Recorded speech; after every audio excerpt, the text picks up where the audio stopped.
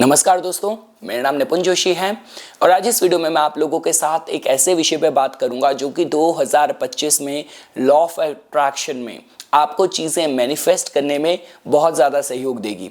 देखिए दोस्तों, अगर आप मेरे से बात करते हैं, जो हमारी भक्ति की शक्ति होती है, प्रार्थनाओं की शक्ति होती है, उन सब पे मैं भी मानता हूँ। फ़र्क देखिए काफ़ी बार ये आ जाता है, क्योंकि अब एस्ट्रोलॉजर हूँ तो मेरे को ग्रहों की जो चाल है, ग्रहों की जो उनसे जो परमिशन मिल रही है, मेरे को उसको भी कंसीडरेशन में लेना होता है। भाई अगर आप मेरे से पूछते हैं, कोई मेरे पास अगर कंसल्टेशन के लिए आता है, अब उसकी इतनी मारक ग्रहों का उस समय चल रहा है, गोचर में भी वो इंसान प्रभावित है, तब देखिए पॉजिटिव थिंकिंग के साथ साथ थोड़ा सा कॉशन और अलर्ट करना भी ज़रूरी हो जाता है। भाई देखिए, जिसने सॉफ्टवेयर बनाया तो किसी ने एंटीवायरस पे तो बनाया ही होगा, और किसी ने अगर शिप बनाई तो उससे जो लाइफ सेविंग जैकेट होती है वो भी तो किसी ने बनाई होगी। तो दोनों चीज़ों की हमें ज़रूरत होती है। लेकिन देखिए, आज इस वीडियो में मैं आप लोगों के साथ जिस विषय में बात कर रहा हूँ, वो गोचर में एक ऐसा योग बन रहा है कि जो अगर आपकी व्यक्तित्व में पॉजिटिव थिंकिंग बहुत ज़्यादा सम्मिलित है, तो आप पाएंगे कि आप चीज़ें अपने आसपास होते हुए देखेंगे और खुद आश्चर्यचकित रह जाएंगे कि किस तरीके से मैंने पाली, किस तरीके से मुझे प्राप्ति हो गई। देखिए दोस्तों, वो मैं इस आधार पे बोल रहा हूँ कि देखिए इस वर्ष क्या होने वाला है। ये तो आप मानेंगे कि हमारी जो सोच है, सोचने की जो प्रक्रिया है, जो हमारी भावनाएं हैं, इमोशंस हैं, वो चंद्र से जुड़े हुए हैं। अब देखिए, हर एक ग्रह का एक प्रतिनिधि होता है, एक रिप्रेजेंटेटिव होता है। जैसे आपने देखा होगा, हर एक देश में बाकी देशों की एक एम्बेसी होती है ना, उनका जो रिप्रेजेंटेशन करती है। उस तरीके से चंद्र का प्रतिनिधित्व कौन करेगा? उसकी राशि करेगी, जो कि कर्क राशि है। तो अब हमें कर्क को देखना है कि उसके आसपास माहौल क्या है।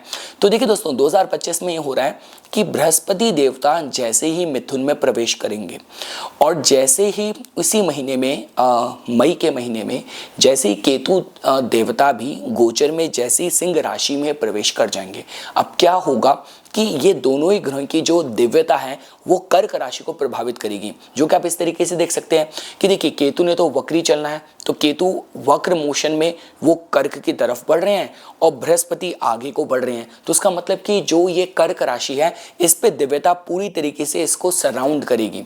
और देखिए दोस्तों, अगर आप इसको केतु से देखते हैं, देखिए केतु के पास तो सारा हमारे पिछले जन्मों के कर्मों का सारा लेखा जोखा केतु के पास है। मैं हमेशा बोलता हूँ कि जो प्रॉमिस आपको कुंडली में केतु से आता है वो डिनाई नहीं हो सकता, वो इरेज नहीं हो सकता।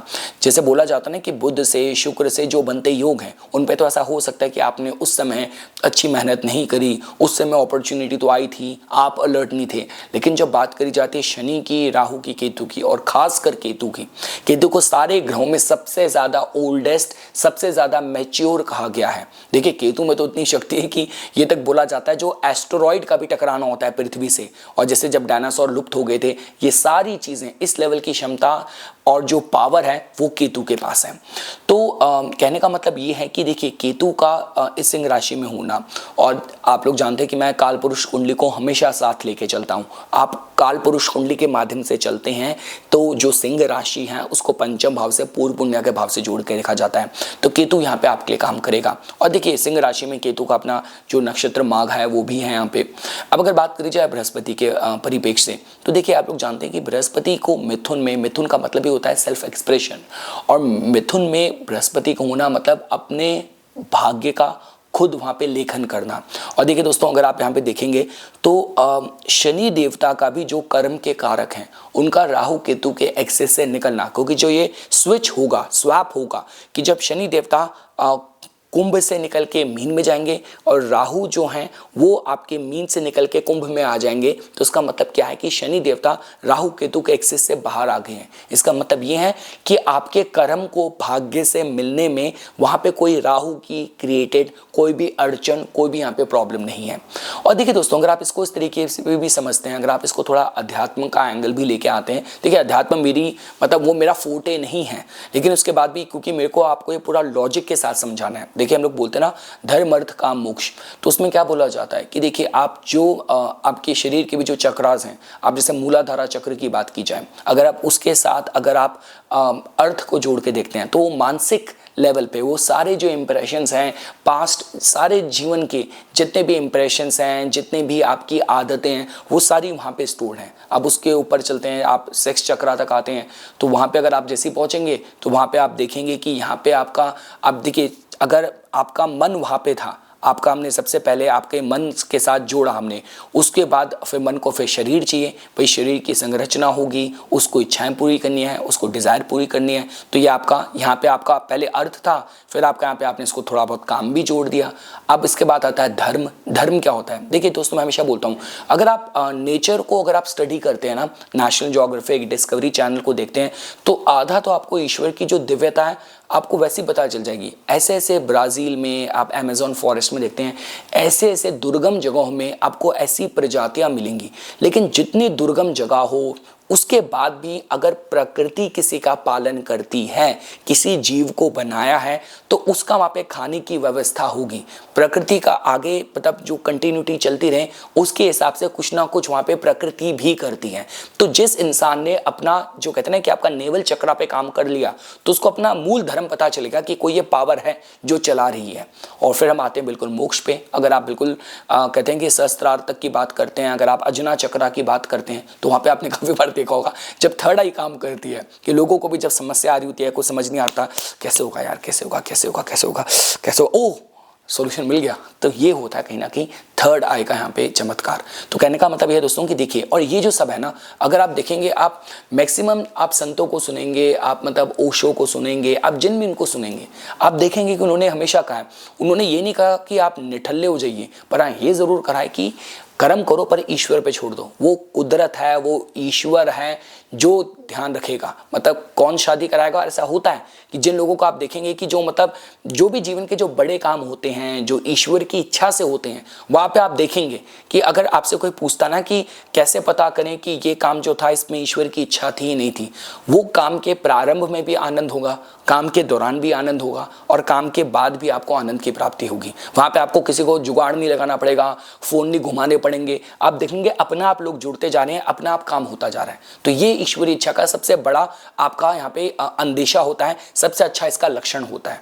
अदरवाइज देखिए दोस्तों, मैंने काफी बार देखा है कि जिन मैरिजेस में ना जो डिवोर्स में समाप्त होती हैं, उनमें भी काफी बार आपको देखने को मिलेगा कि अरेंज मैरिज की मैं बात कर रहा हूँ कि पहले नहीं मन मिल रहे थे, वेन्यू को लेकर कलेश हो रहा था, कभी किसी बात पे क्या जोड़ा होगा, शादी का क्या कपड़े पहनने हैं, क्या मतलब खाने पीने का क्या अरेंजमेंट, गिफ्ट होंगे, किस तरीके के होनी चाहिए, क्या है, वो कहीं ना कहीं हर बात पे अड़चन, हर बात पे रुकावट। काफी बार ऐसा भी हो रहा था कि एस्ट्रोलॉजर से भी सलाह ली गई कि रिश्ता ठीक भी है, रहने दे, और करते करते लास्ट में उसका फिर अंत ही होना था। तो ये पता चलता है कि ईश्वर की इच्छा इसमें नहीं थी। जहाँ पे आनंद की शुरुआत में ही और ड्यूरिंग द प्रोसेस ही अगर अनुभूति नहीं हो रही, तो उसमें ईश्वर की इच्छा कैसे हो सकती है?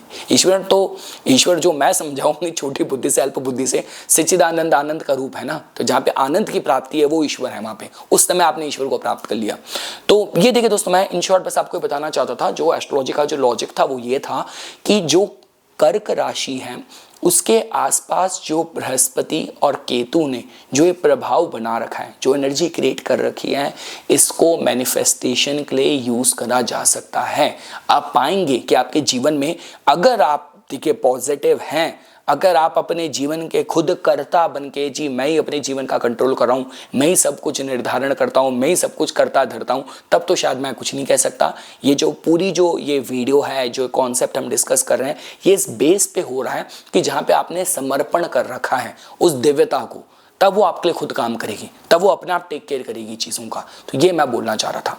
तो देखिए दोस्तों, मैं इस पर मैं ये ज़्यादा जो जोर दूंगा वो इसको लगन से ही देखने के लिए बोलूँगा, क्योंकि होता क्या है, जब लगन से आप अध्ययन करते हैं तो आपका जो जीवन है, जो फिजिकल टैंजिबल जो लाइफ है, जो आप देख सकते हैं, जो आप समझ सकते हैं, जो आप कॉम्प्रीहेंड कर सकते हैं, आप उस बेसिस पे उसका एनालिसिस करते हैं। तो अब हम क्या करेंगे, आपके जो 12 लगन के माध्यम से हम लोग जानने की कोशिश करेंगे कि ये जो प्रभाव बनेगा वो आपकी किस स्पेसिफिक एरिया में आप चीजें एक मैजिक मिरेकल की तरह मैनिफेस्ट होते हुए देखेंगे। तो देखिए दोस्तों, अगर हम लोग बात करते हैं मेष लगन के जातकों की, देखिए आप लोगों के केस में जो चंद्र की जो राशि है वो आती है आपके चतुर्थ भाव में। एक तरफ से बृहस्पति उसकी तरफ बढ़ रहे हैं, एक तरफ से केतु उसकी तरफ बढ़ रहे हैं। तो उसका मतलब क्या है? और देखिए चतुर्थ भाव से आपका मकान या आपका सिर्फ वाहन का नहीं होता, चतुर्थ भाव होता है वो चीज़ें जो आपको सुख देती हैं, आपको समृद्धि देती हैं, जीवन में स्टेबिलिटी देती हैं, क्योंकि जिसकी परिभाषा हर किसी के लिए अलग अलग है। हो सकता है मेरे परिभाषा जीवन में सुख और स्टेबिलिटी की हो, मैं शादी हो, बच्चे हों, किसी के लिए हो कि उनके पास मतलब मकान हो, किसी के पास फॉरेन का इमिग्रेशन हो, किसके पास अच्छा बिजनेस हो, इतने एम्प्लॉयज़ काम कर रहे हो। तो कहने का मतलब ये है कि ये सारी चीज़ें सुख सुविधा के साधन को मैनिफेस्ट करने की क्षमता आपके पास रहेगी। पॉजिटिव थिंकिंग चाहिए, जो आपको चाहिए उसको लेके इतना ट्रस्ट होना चाहिए, अंदर से इमोशनल जो बिलीवेबिलिटी है ना वो इतनी स्ट्रांग होनी चाहिए कि बस मुझे मिल ही गया, मैंने पा ही लिया, मैं वहाँ पे पहुँच ही गया। अगर इस लेवल की आपकी कन्विक्शन होगी तो आप खुद अपने लिए मैजिक होता हुआ देखेंगे। मतलब कहते हैं ना कि हवा में ही जादू है, आपके लिए काम कर रहा है, आप इस तरीके से देखेंगे। अगर हम लोग बात करते हैं वृषभ लगन के जातकों की, तो देखिए दोस्तों आप लोगों के केस में जो चंद्र की जो कर्क राशि है वो है आप लोगों के तृतीय भाव में। तो एक तरफ से बृहस्पति आगे बढ़ रहे हैं, एक तरफ से यहाँ से केतु की तरफ बढ़ रहे हैं। तो देखिए दोस्तों तीसरे भाव से रिलेटेड देखिए जब भी हम लोग बात करते हैं जीवन में जो ग्रोथ होती है, जो स्केल अप और जो एक्सपेंशन आती है, उसको कहीं ना कहीं कुंडली के तृतीय भाव से जोड़ के देखा जाता है। आप खुद पाएंगे कि आपसे लोग जुड़ रहे हैं, बड़े बड़े कॉन्ट्रैक्ट आपके साइन हो रहे हैं, जिस लेवल पे आप ग्रो करना चाहते थे, एक्सपैंड करना चाहते थे, जीवन आपको उस तरीके की उपलब्धियां प्राप्त करा रहा है। तो इसको कहीं ना कहीं होने में ये जो वर्ष की ऊर्जा है आप लोगों के लिए इस तरीके से काम करेगी। और देखिए हम लोग पूरा जो ये डिस्कशन हो रहा है इस बेसिस पे हो रहा है कि हम कर्क राशि की बात करें, हम चंद्र की बात करें। आपको क्या करना है? आपको बस ये भरोसा रखना है, विश्वास रखना है, चीज़ें हो रही हैं, प्रोग्रेस हो रही है, लोग मुझसे जुड़ रहे हैं, वो देवता है, वो विधाता है, वो मेरे इष्ट हैं, मेरे पित्र हैं जो मेरे लिए काम कर रहे हैं। आपको बस इस पॉजिटिविटी में जीना है। देखिए मैं वही बोलूँगा, जो बाकी लॉ ऑफ अट्रैक्शन, मैनिफेस्टेशन जो एक्सपर्ट्स होते हैं वो हर घड़ी हर वक्त बोलते हैं, मैं आपको बस इस वर्ष के लिए बोल रहा हूँ, क्योंकि मैं देखिए मैं एस्ट्रोलॉजी के बेसिस से बात करूँगा, मैं तो उस लॉजिक से बात कर रहा हूँ। तो मैं इस वर्ष तो आपको करना ही करना है और इस स्पेसिफिक एरिया को लेके करना है। अगर हम लोग बात करते हैं मिथुन लगन के जातकों की, तो देखिए दोस्तों आप लोगों के केस में जो चंद्र की जो कर्क राशि है वो आप लोगों के द्वितीय भाव को प्रभावित करती है। तो देखिए दोस्तों जब हम लोग द्वितीय भाव की बात करते हैं, ये भाव आपके धन का, आपके परिवार का है, आपके कुटुंब का है। तो अपने कुटुंब में, अपने परिवार में किस तरीके की ग्रोथ, किस तरीके की वृद्धि आप देखना चाहते हैं, अपना फाइनेंशियल स्टेट आप किस तरीके का चाहते हैं। मतलब जब इस वर्ष के एंड तक भी बात करी जाए, आपने क्या अपना सेट टारगेट रखा है बैंक बैलेंस का, ये सारी चीज़ें मैनिफेस्ट कर पाएंगे। और आपको इस कहते हैं फील में रहना है, इस एनर्जी में रहना है कि चीज़ें आपके ऑलरेडी काम कर रही हैं। वो कुदरत, वो देवता, वो आपकी ईस्ट कहीं ना कहीं आपके ऑलरेडी काम कर रहे हैं, आपकी ग्रोथ चल रही है, आपके फाइनेंसेस ग्रो कर रहे हैं। तो इस लेवल की पॉजिटिविटी आपके अंदर होनी चाहिए और आप देखेंगे किस तरीके से मैजिक मिरेकल आपके लिए काम करेगा।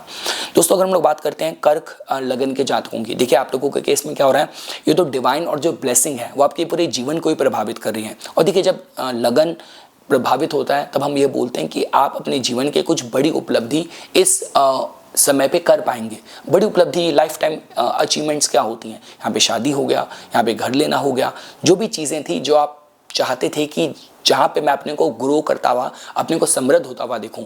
और दिव्यता, डिवाइन प्रोटेक्शन तो आपके अराउंड रहनी है, जो खुद आपके लिए काम करवाएगी। इस लेवल का कहते हैं conviction in your prayers, in your faith, in your believability होने की बहुत ज़रूरत है। ये मैं आप लोगों को बताना चाहूँगा। देखिए अगर हम लोग बात करते हैं सिंह लगन के जातकों की, देखिए दोस्तों आप लोगों के केस में जो कर्क की ऊर्जा है ये आप लोगों के 12वें भाव को प्रभावित कर रही है। तो इसका मतलब ये हो गया कि बृहस्पति देवता आपके लाभ भाव से आगे की तरफ बढ़ रहे हैं और केतु देवता आपके लगन से 12वें भाव की तरफ बढ़ रहे हैं। देखिए दोस्तों मैं हमेशा बोलता हूँ कि देखिए जो ये 12वां भाव है ना, हम लोग बोलते हैं कि ये भाव मोक्ष का है, तो ये भाव तो कंप्लीट सरेंडर का है। तो सिंह वालों के लिए तो सबसे ज़्यादा महत्वपूर्ण होता है कि पूरी तरीके से आत्मसमर्पण आपको कर देना है कि लाइफ की जो बागडोर है, जो मैक्सिमम चीज़ों को चिंता जो मुझे घेरे हुई थी वो ऑलरेडी हो रहे हैं, काम हो रहे हैं, वो पावर है, वो दिव्यता है जो उसका ध्यान रख रही है। मुझे क्या करना है, पूरी तरीके से सरेंडर करना है। आप देखेंगे मैजिक आपके लिए कैसे काम करेगा। देखिए अगर हम लोग कन्या लगन के जातकों के लिए बात करते हैं, देखिए आप लोगों के केस में आपका जो लाभ भाव है वहाँ पे चंद्र की कर्क राशि आती है, एक तरफ से बृहस्पति देवता आगे बढ़ रहे हैं, एक तरफ से केतु देवता उसकी तरफ बढ़ रहे हैं। तो इसका मतलब ये हो गया कि कहीं ना कहीं आप देखेंगे कि जो भी आपकी ऑब्जेक्ट ऑफ डिजायर है वहां पे आप चीज़ों की प्राप्ति होते हुए अपने आप पाएंगे। तो इसका मतलब ये है कि लाइफ के जो भी आपके सेट गोल्स हैं, देखिए आपकी सबसे ज़्यादा ये ना, देखिए कन्या लगन के जातकों के लिए काम करेगा। 11th हाउस होता ही हमारे डिज़ायर का है, हमारी विशेष का है। और आपके केस में क्या होता है, चंद्र तो आपको पता है चंद्र तो हर 2.25 दिन में राशि बदल रहे हैं, हर रोज़ नक्षत्र की ऊर्जा बदल रहे हैं। तो इसका मतलब ये है कि लाइफ में कोई ना कोई एक एरिया है जो आपकी विश फुलफिल एवरीडे करने में सक्षम है आप लोगों के लिए, क्योंकि चंद्र वहाँ पे जा रहा है। और अब आप लोगों के केस में बृहस्पति केतु इंश्योर करेंगे कि जो भी आपकी अल्टीमेट इवेंचुअल डिज़ायर है, जो भी आप जीवन में पाना चाहते हैं, बनना चाहते हैं, उसकी तरफ आप कहीं ना कहीं अग्रसर हैं। अपने लाइफ में अपने पथ से ना मतलब भटके, इसका कहीं ना कहीं ग्रह और दिव्यता आपका ध्यान रखेगी। काफ़ी कुछ मैनिफेस्ट आप कर पाएंगे। पॉजिटिविटी और आपका विजन बोर्ड रेडी होना चाहिए, बहुत ही क्लियर कंसाइज होना चाहिए कि ये मुझे प्राप्त करना है और उसके लिए देवता पूरा मेरे लिए काम कर रहे हैं, बस ये हो ही क्या, मुझे मिल ही क्या, इस लेवल का कॉन्फिडेंस लेवल होना चाहिए। अगर हम लोग बात करते हैं तुला लगन के जातकों की, देखिए दोस्तों आप लोगों के केस में आपके दशम भाव में कर्क की ऊर्जा है। तो इसका मतलब आपके करियर से रिलेटेड, मैं हमेशा बोलता हूँ कि देखिए दशम भाव सिर्फ आपका करियर नहीं है, ये आपके प्रतिष्ठा के बारे में बताता है, समाज में आपकी जो छवि है उसके विषय में बताता है, जो भी कार्य करते हैं कितनी कन्विक्शन कितने कॉन्फिडेंस से करते हैं उसके विषय में बताता है। तो ये भी कहीं ना कहीं बृहस्पति नवम भाव से आगे बढ़ रहे हैं, केतु देवता लाभ भाव से उस तरफ बढ़ रहे हैं। तो इसका मतलब आपका जो दशम भाव है, कर्म का भाव है, करियर का भाव है, यहाँ पे आप कहीं ना कहीं आप एक नए लेवल पे डेवलपमेंट होते हुए पाएंगे। अगर आपको ऐसा लगता है कि आप ऑफिस में जाते हैं, ऑफिस में जाके रोज थोड़ा सा निराश होकर बैठ जाते हैं, क्या यार कोई डेवलपमेंट तो हो नहीं रही, मैं तो वही का वही बैठा हूँ, वही तो नौकरी है, उतनी तो सैलरी मिलनी है, ये जो माइंडसेट है ना आपको त्यागना है। और कर कौन रहा है, वो देवता कर रही है, ईश्वर आपके लिए कर रहे हैं। अगर हम लोग बात करते हैं वृश्चिक लगन के जातकों की, देखिए दोस्तों आप लोगों के केस में आपका जो नवम भाव है उसको एक तरफ से बृहस्पति आगे बढ़ रहे हैं उस तरफ, और एक तरफ से केतु देवता आगे उसकी तरफ बढ़ रहे हैं। तो इसका मतलब ये हो गया कि आपके केस में देवता और जो कहते हैं कि पितरों की कृपा, ईष्ट की कृपा आपके लिए बहुत स्ट्रांगली काम कर रही है। और देखिए दोस्तों आप लोगों के केस में तो होता ही है कि गोचर के चंद्र जहाँ भी जाते हैं उस एरिया में उस दिन वहाँ पे भाग्य आपको मदद कर रहा होता है, क्योंकि नवमेशी चंद्र बनते हैं। तो कहने का मतलब है कि बहुत कुछ चीज़ें प्राप्ति हो सकती हैं। ईश्वर पे आपका भरोसा, विश्वास, समर्पण होना बहुत ज़रूरी है। और खासकर अगर आपके अभी जो लाइफ के कंसर्न्स हैं वो आपके हैं एजुकेशन से रिलेटेड कनेक्टेड हैं, हायर स्टडी से कनेक्टेड है, वीज़ा इमिग्रेशन से कनेक्टेड है, कोई जुडिशरी के मैटर्स में कुछ आपको कुछ क्लैरिटी मिलनी थी, कोई आपको कोई फेवरेबल आउटकम मिलनी थी, उसकी उम्मीद लगा के बैठे थे, तो वहाँ पे चीज़ें दिव्यता आपके लिए काम कर रही होगी। अगर हम लोग बात करते हैं धनु लगन के जातकों के लिए, देखिए दोस्तों आप लोगों के केस में जो ये ऊर्जा है यह आप लोगों के अष्टम भाव की ऊर्जा को कहीं ना कहीं प्रभावित कर रही है। एक तरफ से केतु देवता, एक तरफ से बृहस्पति देवता उसको प्रभावित कर रहे हैं। देखिए दोस्तों अष्टम भाव कहीं ना कहीं सिद्धि का होता है। यहाँ पे हम कहते हैं ना कि आपकी जो दिव्य दृष्टि बोल लीजिए, कॉमन सेंस बोल लीजिए, इंट्यूटिव पावर्स बोल लीजिए, सारी यहाँ से जोड़ के दिखे जाती हैं। ज्वाइंट जो रिसोर्सेज हैं वो यहाँ से दिखे जाते हैं। जो भी सडन आकस्मिक जो चीज़ें मिलती हैं उसको भी कहीं ना कहीं इस भाव से जोड़ के देखा जाता है। तो इस एरिया में कहीं ना कहीं आप लोगों के लिए दिव्यता काम कर रही होगी। अगर आपको एकदम से आपको लगता है कि कोई ऐसी घटना थी, अप्रिय घटना थी, जहाँ पे एकदम से आपकी सुरक्षा हो गई, या एकदम से आपको कुछ लाभ मिल गया, एकदम से आपको ऐसे पार्टनर्स मिल गए, तो आप ये मान लीजिए कि आपके लिए ऊर्जा काम कर रही है। बस आपको क्या करना है, अपने से वो विश्वास कि मेरे काम हो रहे हैं वो है, देख लेगा, वो मेरे लिए कर रहा है सब कुछ, मुझे तो बस बैठ के बस जो चीज़ें मिल रही हैं मेरे को बस ईश्वर का मनन करना है, जप करना है, मेरे काम अपने आप हो रहे हैं। इस लेवल की पॉजिटिविटी आपके अपने अंदर लेके आनी है। अगर हम लोग बात करते हैं मकर लगन के जातकों की, देखिए दोस्तों आप लोगों के सप्तम भाव में एक तरफ से बृहस्पति, एक तरफ से केतु देवता। सप्तम भाव विवाह का है, आपकी प्रतिष्ठा का है, आपके जो बिजनेस के जो एस्पिरेशन है उसका है। तो उसका मतलब ये हो गया कि सप्तम भाव से रिलेटेड जितने भी आपके प्रोस्पेक्ट्स हैं इस पे ईश्वर पे पूरी तरीके से समर्पण, जो सरेंडर है वो होना बहुत ज़्यादा ज़रूरी है। तो इसका मतलब जैसे हम बोलते हैं ना कि अगर आपको लगता है कि आप लंबे समय से सिंगल हैं, आप मतलब एक ऐसा पार्टनर मैनिफेस्ट करना चाह रहे हैं अपने जीवन में, तो जो भी आपकी विश है देखिए उसको लिखिए प्रॉपर और उसमें पूरा भरोसा कीजिए कि आपको लगता है कि उनकी ऐसी, ये उनकी उम्र हो, ये उनकी छवि हो, ये उनका चरित्र हो, ये उनका बैकग्राउंड हो, ये उनकी एजुकेशन हो। इस लेवल का कॉन्फिडेंस, इस लेवल की बिलीवेबिलिटी होनी चाहिए कि कुदरत आपके लिए उस इंसान को आप तक लेके आने के लिए ऑलरेडी कार्यरत है, काम कर रही है। और अगर सपोज कीजिए आपके बिजनेस से रिलेटेड भी कोई गोल्स हैं, कोई आपके विश हैं, तो उसको भी लेके बिल्कुल क्लियर और कंसाइज आपको रहना है कि काम हो रहा है। देखिए, मैं इस पूरे डिस्कशन में मैं एक ही बात पे जोर दे रहा हूँ, पॉजिटिव बिलीवेबिलिटी पे। मैं नहीं कह रहा कि आपको कर्म तो आपके अपना आप हो रहे हैं, कर रहे हैं, कुदरत ऊर्जा आपके लिए कर रही है। आपको क्या करना है, आपको खुद से जो एनर्जी देनी है यूनिवर्स में, वो नेगेटिव या डिसट्रस्ट की, जहाँ पे संकोच है, जहाँ पे अविश्वास है, वो एनर्जी आपको नहीं देनी। अगर मैं बात करते हैं कुंभ लगन के जातकों की, तो देखिए दोस्तों, आप लोगों के केस में जो ऊर्जा है ये आप लोगों के छठे भाव के मैटर्स को प्रभावित करेगी पॉजिटिवली। तो आपके कर्म को लेके, आपके करियर, आपकी नौकरी को लेके, जीवन में जो ऐसे रूटीन, जो नियम आप लेके आना चाहते थे, कोई कॉम्पिटिटिव एग्जाम की तैयारी कर रहे हैं, तो वहाँ पे जो भरोसा, जो विश्वास होना चाहिए ना, जी तोड़ मेहनत करनी है और उसके बाद पूरा समर्पण उसको कर देना है कि वो करवा रहा है, वो कर रहा है। मैं तो बस यहाँ पे I am just a mute Spectator, मैं तो बस बैठा हूँ, मैं तो बस, कहते हैं कि कर्ता भाव से नहीं, आप बिल्कुल ही ऐसे देखिए कि कहते हैं कि दृष्टा, बिल्कुल ऐसे देखिए कि आप थर्ड पर्सन की तरह देख रहे हैं, चीज़ें अपना आप हो रही है, काम आपके अपना आप हो रहे हैं। तो ये अगर आपने एटीट्यूड, अप्रोच आप ले आए, तो आप देखेंगे कि कैसे लाइफ आपके लिए टर्न अराउंड करेगी। किसी भी कॉम्पिटिटिव सिचुएशन में, आप अपनी जॉब में ही, आपके अंदर ऐसे ऐसे स्किल आ जाएं कि आपका जो मालिक है खुद आपको बुला के बोले, अगर आप कोई सैलरीड पर्सन है, खुद आपको बुला के बोले क्या तेरी सैलरी बढ़ा देना चाहिए, तू तो you are like being of much more worth for me. तो इस लेवल का मैं आपको माइंडसेट बोल रहा हूँ, रखना, बिलीवेबिलिटी होनी जरूरी है। और देखिए दोस्तों, अगर हम लोग मीन लगन के जातकों की बात करें, देखिए आप लोगों के केस में जो कर्क राशि की ऊर्जा है आपके पंचम भाव को प्रभावित करती है। देखिए, हम लोग बोलते हैं ना कि आपका जो थॉट प्रोसेस है, जो मन में आते विचार हैं, जो आपका माइंड है, वो हम लोग पंचम भाव से भी जोड़ के देखते हैं। पूर्व पुण्य का भाव भी यही है, और आपके केस में यहाँ पे चंद्र की ऊर्जा है, कर्क की है। तो उसका मतलब ये है कि आप तो कितनी चीज़ें मैनिफेस्ट कर सकते हैं। ठीक है, वो बात अलग है, पंचम भाव से रिलेटेड चीज़ें पहले आएंगी, जहाँ पे एजुकेशन हो गई, जहाँ पे आपकी संतान प्राप्ति हो गई, कोई ऐसा आप उस उम्र के हैं कि आपको कोई साथ ही चाहिए, कोई रोमांटिक पार्टनर वगैरह है। इन सारे एरियाज में आपको अपने से क्या करना है, आपको कुदरत में, यूनिवर्स में जो एनर्जी देनी है वो पॉजिटिव देनी है और क्लियरली डिफाइंड देनी है कि ये है जो मुझे प्राप्त करना है और इसके लिए कुदरत मेरे लिए काम कर रही है। विश्वास और भरोसा पूरा होना चाहिए। तो ये कुछ बातें थी दोस्तों जो आज मैं इस वीडियो में आप लोगों के सामने प्रस्तुत करना चाहता था। इसी तरीके के वीडियोस की समय समय पे अपडेट प्राप्त करने के लिए कृपया करके मेरा यूट्यूब चैनल सब्सक्राइब कीजिए और मुझे मेरे इंस्टाग्राम अकाउंट पे फॉलो कीजिए। धन्यवाद।